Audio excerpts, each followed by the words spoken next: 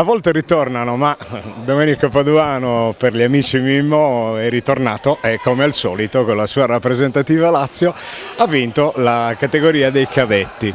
E buoni segnali come al solito da questo mondo giovanile dello judo che darà sicuramente grandi soddisfazioni. Mimmo.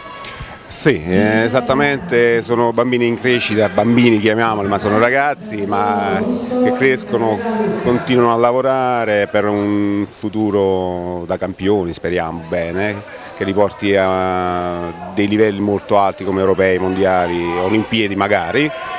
Ci presentiamo sempre qui a Sassari con una rappresentativa molto valida, molto blasonata, con ragazzi medagliati, vice campioni d'Italia, medagliati, terzi ai campionati italiani cadetti.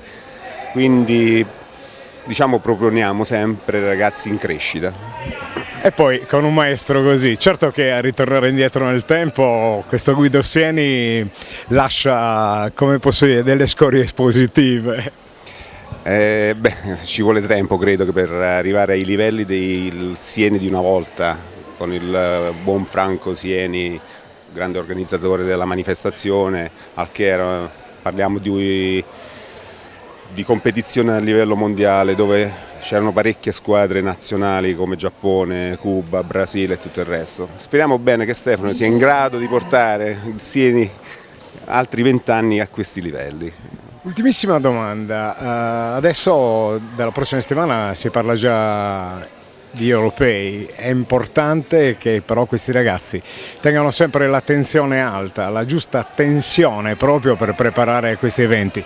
Diciamo di sì, che la tensione c'è, anzi l'emotività che riescono a contenere, tratta anche che il ragazzo già sta in crescita esponenziale per un'attività agonistica di alto livello e speriamo bene per la nostra nazionale che ci porti parecchie medaglie anche di color giallo. Alla prossima, grazie Mimmo. Grazie a voi.